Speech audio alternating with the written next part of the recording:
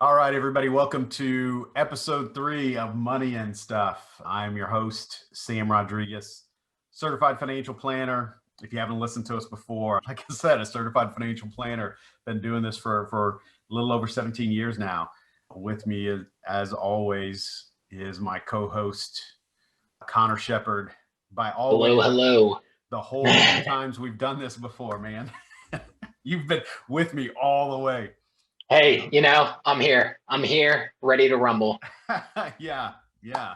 So welcome to Money and Stuff. Mostly so far we've talked about money, but we added this stuff because we want to leave it open, right? See what else there is to talk to. Eventually we'll have some guests on here, and who knows what they want to talk about.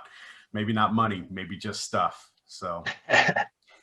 So what do we got on the agenda today, Connor? Well, I know one question that we've been getting a lot recently is from people asking about, should we be paying off our mortgage as soon as we can? Should we be making more, putting more towards our, monthly payments? Just really thought we'd talk about the ups and downs of that decision and just kind of go So from like there. should I put extra towards my like an extra payment or extra amount on towards my mortgage on a monthly basis, or just pay my mortgage off, like that kind of stuff? Yep. Yeah, yeah, you're right. You're right. We do like, not only are we getting that question now, I think my entire career, that's been a pretty consistent question. Right. And I guess that makes sense, right? When you think about your mortgage, I mean, it's a pretty big debt, right? Like it's Mm-hmm. you think about things that loom over you, whether you have credit card debt or student loan, or, a car. Your mortgage is most likely going to be the biggest debt that you ever have. Hopefully your mortgage is the biggest debt you ever have. Hopefully your student loan isn't bigger than your mortgage, and hopefully you didn't buy a car that's more expensive than your mortgage. Uh, Hey, some people live in the moment. yeah, that's right. That's right. Or maybe it paid off for you. I don't know. But yeah, when it comes to the mortgage, right? Like huge. And you get that statement every month and you see this huge balance. And I got to admit, like, that's even when I see my mortgage statement, that's a question I ask myself from time to time. I'd really like to just get this thing gone, because it's huge. It sort of looms over you, and no one likes the feeling of this massive amount of debt Mm-hmm. sitting over them. So yeah, so let's talk about that a little bit. And I will say, I think this has been so far a pretty consistent theme in answering questions. Is the answer is, it really depends. It depends on a few different things, right? It depends on the interest rate that you're paying on that mortgage. It also depends on what you would do with the money, whatever that extra money is, whether it's a monthly amount that you would put towards the mortgage, or if it's a lump sum amount that you would put towards the mortgage. If you didn't put it towards the mortgage, what would you do with it? Right? Like that makes a pretty big difference. So I guess I can go through some of the reasons we see why people are, Yeah. thinking about it. Some of the things that we hear a lot. I'd say one of the things that people have a hard time with when they think about having a mortgage, and because mortgages go for so long, right? 15, 20, 30 years, people realize how much interest they're going to pay over the life of that loan. And Mm-hmm.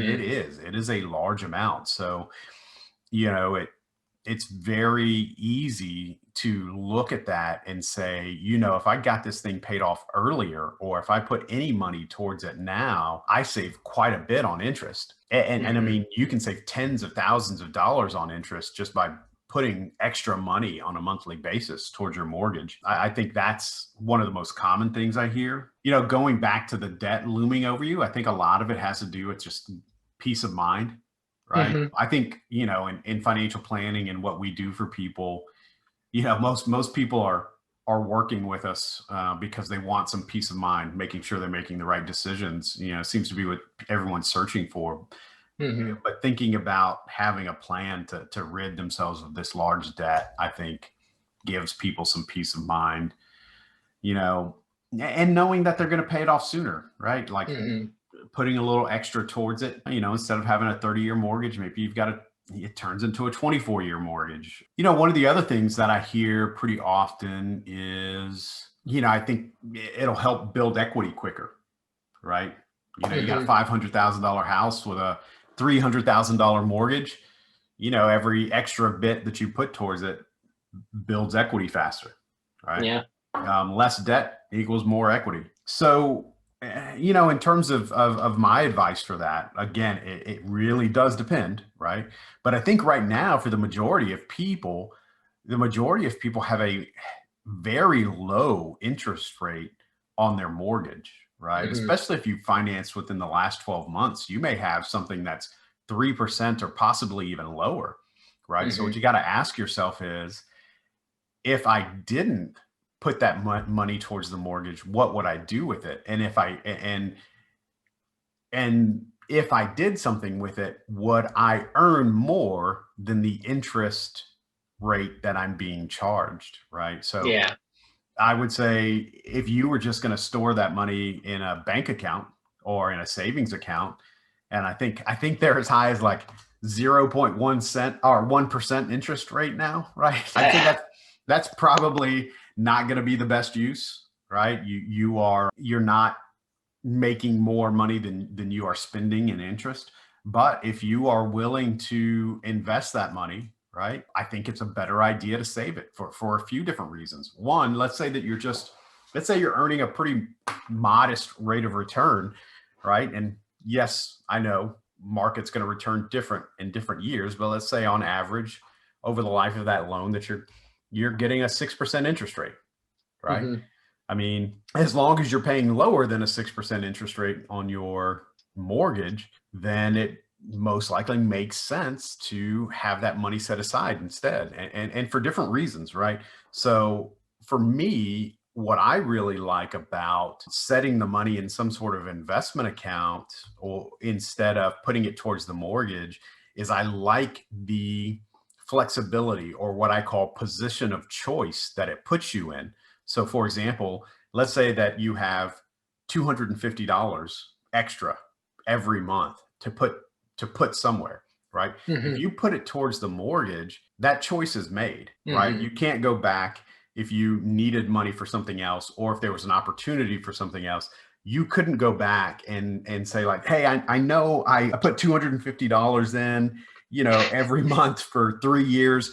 I really need to tap into that so I can go do this over there, right? Like, it's the choice is made, right? Yeah, but the deal's done. Yeah, deal's done. No, I know. What are you talking about, right? So, but if that money's been sitting in an account and working for you, as long as you set it in an account that's accessible, right? Not putting it in an IRA or putting it in an annuity or anything like that, but putting it somewhere that you can get your hands on it, then you'd always have the opportunity to take advantage of an opportunity, meet some sort of need that pops up, or if you wanted to, at some point later in time, actually apply it towards the mortgage if you so chose to, right? But it leaves that pool of options open to you.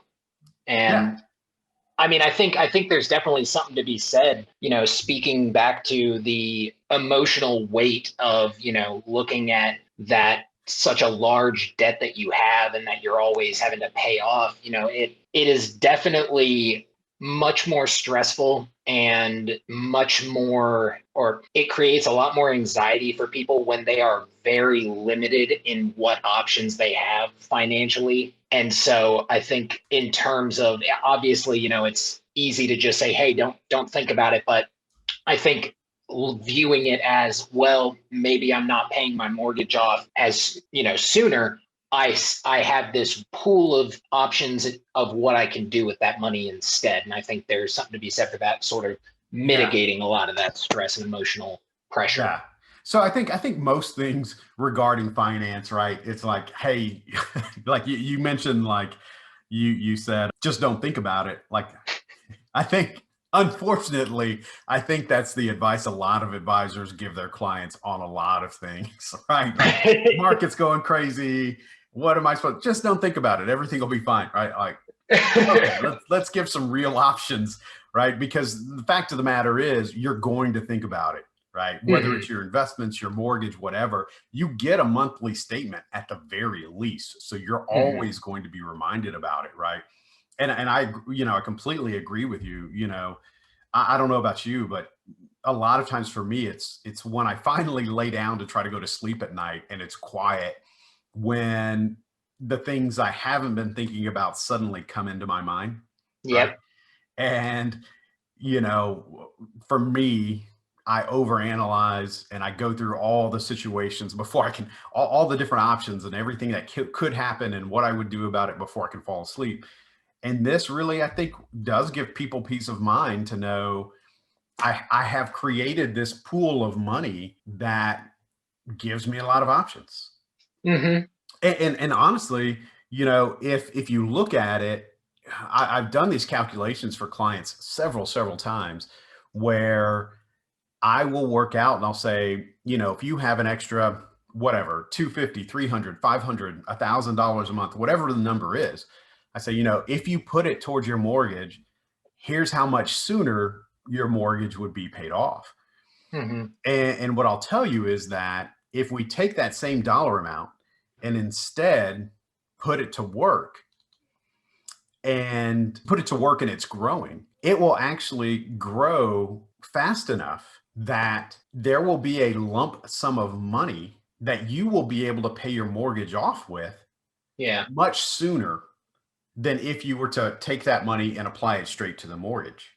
And Hmm. that's simply because investing is likely, again, to outpace the interest rate that you're paying. And one thing that's important to remember, right, is even if you were earning the same amount on your investment as you were paying, or same rate, I should say, same rate on your investments as you were on your mortgage.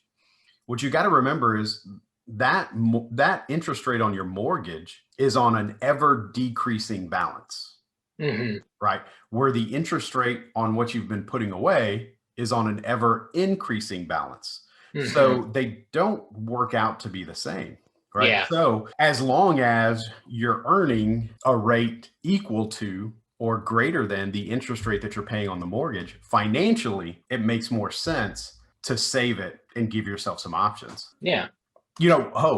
One thing I should say, talk about peace of mind, right? Like our job as advisors is to make sure you're on track, but also think of the worst case scenario, right? Worst case scenario is for some reason you lose your ability to make your monthly mortgage payment, right? Like what happens, right? You still got bills to pay, you still got to put food on the table, you still got to live, and you want to keep your house. Well, the reality is you can be far ahead on your mortgage, but you're still going to owe the same amount every month until the mortgage is paid off. And if you Hmm. start falling behind on that mortgage, no matter how far ahead you are Yeah. of schedule, there's still going to be consequences, right? They can Yeah. still foreclose on that house, right?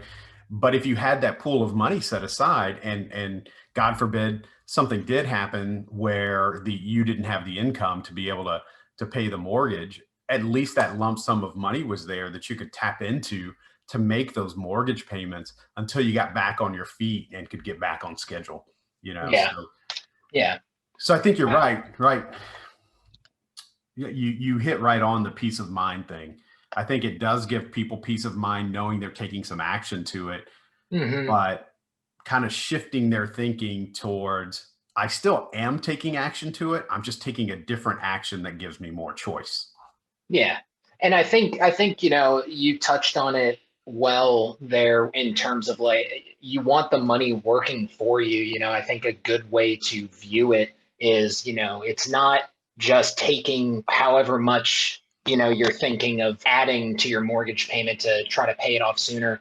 You're not just taking it as cash and stuffing it in the mattress and just, letting that build. It's I mean, you can if you want, people can have their own ways of saving money, but viewing it as, I'm taking action with it and it is actively working for me as a, it's there's growth there, and viewing it not just simply as, oh, well, I'm just setting it aside for when I want to potentially pay off my mortgage, more down the line. Or if I end up where I do need a rainy day fund, it, at the very least, you can look at it as I'm not sure exactly what I'm going to do with that money, but I know that it is ever growing and just ever increasing. Yeah. Yeah. And I'll tell you, one of the other things that I've had people say when I talk about this is they'll say, well, as soon as I get the mortgage paid off, here's how I'm going to make up for what would have happened had I been saving this money. They'll say, as soon as the mortgage is paid off, I'll start saving what I was paying towards the mortgage and the extra money I was paying towards it. Mhm. I've done the math. It doesn't work out better. It doesn't work out nearly as well as if you just saved the whole time, right? Mhm. And that's the case right now, right? Interest rates are super low. If interest rates start crawling back up, if we start seeing, above 5, above 6, above 7 interest rates, then it's really going to depend on how you're invested. Right. And I should say, I should have probably said this at the beginning, but it also not only what you would do with the money, but also what your tolerance for risk in the portfolio is, right? Yeah. Because I know I said, even if you get a 6% rate of return, annual rate of return, and I said, a modest rate of return at 6%, it's not going to be a steady 6%, right? Mhm. Some years will be better than that. Years will be lower. So you also have to have the emotional wherewithal to withstand those ups and downs of investing. Yeah.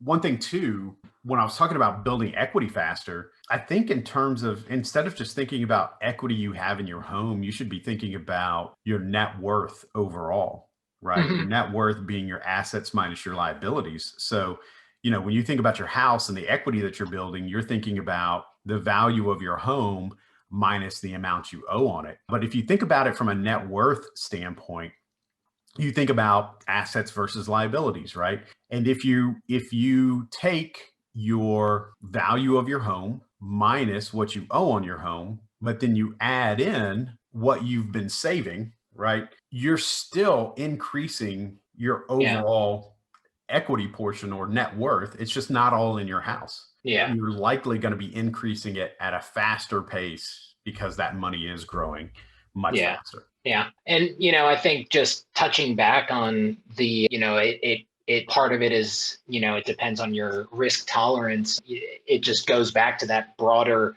probably something we'll say in almost every episode, if not every episode, but, everybody's situation is different. And so it just is going to depend, if you like your risk tolerance, your current financial situation, your overall, just a lot of factors play into it. So I think Yeah. that's just something for everybody to keep in mind, Yeah, for that sure.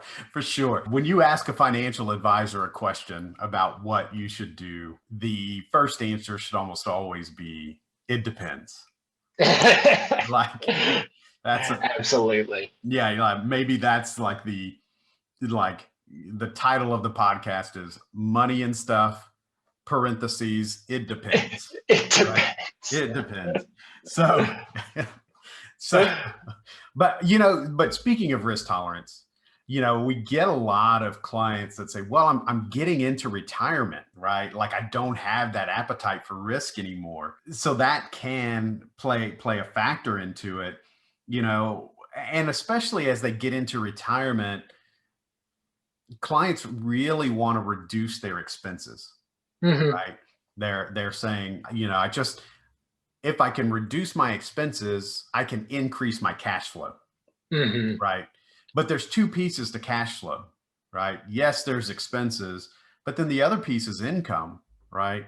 So you got to think about, okay, if you didn't pay your mortgage off, and typically, I'll say this, typically, if people are very near to retirement or about to retire, they're thinking of taking a large chunk of money from everything that they've saved and paying their house off all at once right before they retire, right? And it works, right? It does reduce your expenses, but you got to think about it from a income versus expenses to get the true cash flow, right? Yeah. And like I said, cash flow has those two components. So, you're thinking about lowering your expenses, but you also need to think about, well, is there the possibility of increasing my income? So let's say you have a $500,000 house, right? Completely paid off. And let's just estimate that or let's, for example's sake, say you have an income of $5,000. Okay. Well, with with no mortgage, you've got free cash flow every month of $5,000 to pay your bills and do things that you enjoy doing, right? Hmm. So you've got $60,000 a year to do that with. If you had a $500,000 house and you went into retirement with a $400,000 mortgage, that's a pretty big mortgage to go into retirement with, right? But let's say you go into it with that $400,000 mortgage, but that also means because you didn't just pay the house off, you have $400,000 set aside, Hmm. right? Again, it all depends on what you do with that 400,000. So, well, if I were to say, let's just say today you could get a 3.25% interest rate on a 30-year mortgage. You would end up paying 1741 a month for your mortgage, right? So you have increased your expenses by $1,740 a month. Okay. But if you took that $400,000 that you did not spend on your mortgage and put it to work, and again, let's just use 6%, right? Something that should put you at a pace of growth in retirement that's not uncomfortable from a Hmm. risk perspective, right? If you said, the 400,000 plus growth, I want to be able to create a steady income for 30 years before I drain this 400,000. Yeah. Well, the income or what you'd be able to take from that 400,000 every month would almost be $2,400, right? So you're paying, yes, you've increased your expenses by over $1,700 a month, but you've also increased your income Yeah. by more than that. So Exactly. you'd have what, almost about 650 extra dollars per month of Hmm. income, right? So Yeah. you've actually increased your cash flow by putting that money to work instead of just reducing your expenses, right? But Hmm. again, all depends on your tolerance for that risk. But you think about that, right? I was saying $5,000 free cash flow on a monthly basis or 60,000 free cash flow a year. That changes it from 5,000 to 5,650 a month, or I think so. Let's use the calculator, right? Break 650 a out month the times old 12. calculator. So you've taken your income per month from 60,000 a year to 67,800. Hmm. Like dude, like that's almost $8,000. Like, think of the things you could do, right? Like, you could have a better retirement. You could set more aside. You're more likely to leave something to your heirs, right? So Yeah. creating that free cash flow right now with mortgage rates as low as they are, you can really take advantage of it to actually create more cash flow for yourself in retirement, even if you go into retirement with a mortgage. So Yeah. I really think right now, if you have the risk tolerance for it, if you can know that it's not going to be steady, but that you can earn these rates over time, I really think for the most part, from a financial standpoint, it makes more sense to not put the extra money towards the mortgage and to put that money to work, right? Hmm. But that's one piece of it, right? As you know, when it comes to helping people with finances, there's the dollar and cents and what makes the most sense financially, but the emotional piece is pretty huge, Hmm. right? Again, some of it is that tolerance for risk. Will that fluctuation of your returns or the print or the watching the balance of your principal fluctuate, will that give you more stress or anxiety than knowing that you have options, or Yeah. will the mortgage continue to to weigh on you, you know? Yeah. So those Well, are factors to consider as well. definitely. And, I'm sure there's some people out there that would be curious, but if you were to just look at, risk tolerance on one end, very conservative, very close to the chest in terms of how they want to go about investing or, putting that money to work versus somebody playing fast and loose, very high risk tolerance. What are some ways that people would be able to put that money to work for Sure. themselves? So, I'd say the easiest way, or what most people have access to, is either mutual funds or exchange traded funds, right? Yeah. And if you don't have an advisor, there are mutual funds that you can buy that actually create a very diversified portfolio for you according to your risk tolerance, Okay. right? So you can actually buy a mutual fund that says this is designed for someone who's an aggressive investor, or you can purchase a mutual fund that says this is designed for someone who is a very conservative investor, right? Yeah. You can do that. Or, you need to talk with your advisor about options, right? Yeah. What options do you have? But I would say for someone who, um, wants easy access to something to make their money grow, those are probably going to be the easiest, don't have to put a lot of thought into it options Hmm. that they do have.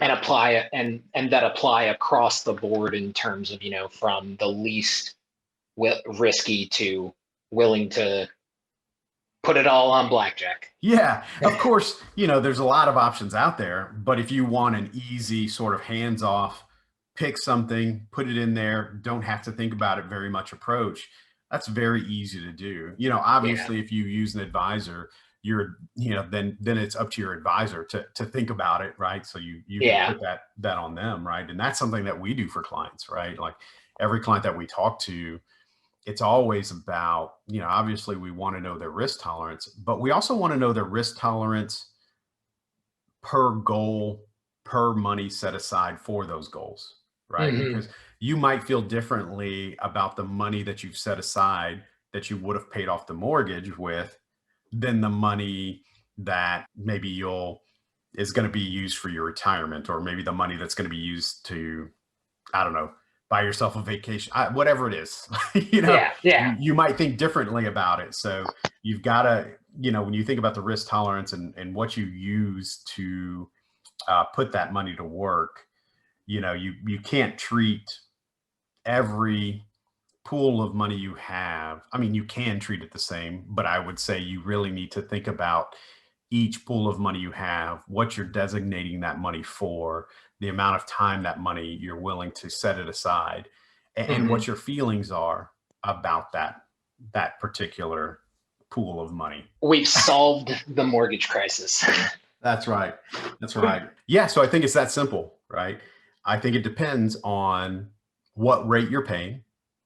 And right now, with interest rates where they are, if you're not paying, say, sub 5% or below 5%, you should probably talk to someone in the mortgage industry about refinancing your house to a lower mortgage rate. I think most people are in the threes or below right now. But yeah, with interest rates the way they are, I think that's one thing that makes it in favor of not putting the money towards the mortgage and putting the money to work. The second thing it depends on is what you're going to do with that money if you were to not pay the mortgage down faster, right? Hmm. Again, if you were going to put it somewhere that wasn't going to earn anything, maybe that's not the best thing. There still could be some reasons to do that, right? Like you still have the choice of what you do with that money, but it makes it an easier choice to set that money aside for savings if you know that money is going to be growing, right? Hmm. And know that one thing that I really like about setting that money aside, I talked about putting yourself in the position of choice. What I really like about putting yourself in the position of choice is if down the road you realize, no, I just would really feel better if I was putting that money towards the mortgage. At any time, you can change your mind. Yeah. You can take that money, start putting it towards the mortgage, or even take the chunk of money that you saved up while you were trying it out. You can just take it out and pay your mortgage down with it. So it gives you, like I said, that puts you in that position of flexibility and position of choice. So I Yeah, really, really like that option when it comes to whether or not you should pay your mortgage down. definitely. I think that's it. Another episode done. Hey, there we go. Yeah. If any of you guys who listen, if you have questions, if there's something you've been thinking about, feel free to contact us and shoot us a question. I don't think there's anything financial related, a financial related question. I can probably speak to it. I guess, if you want to send other questions, sure. I just don't know. If you have questions about stuff, we'll do our best. Can't guarantee it. I can't guarantee that I'm going to offer expertise on it, but I guess I can talk about it. Yeah, I mean, hey, I'm sure we could spin the yarn on whatever. Right. That's right. All right, guys. We'll talk to you next time. Thanks a lot. Securities offered through LPL Financial, member FINRA/SIPC. Investment advice offered through Foundation Wealth Partners, a DBA of Advisor Resource Council, a registered investment advisor. Foundation Wealth Partners and Advisor Resource Council are separate entities from LPL Financial. The opinions voiced in this podcast are for general information only and are not intended to provide specific advice or recommendations for any individual. To determine which strategies or investments may be suitable for you, consult the appropriate qualified professional prior to making a decision.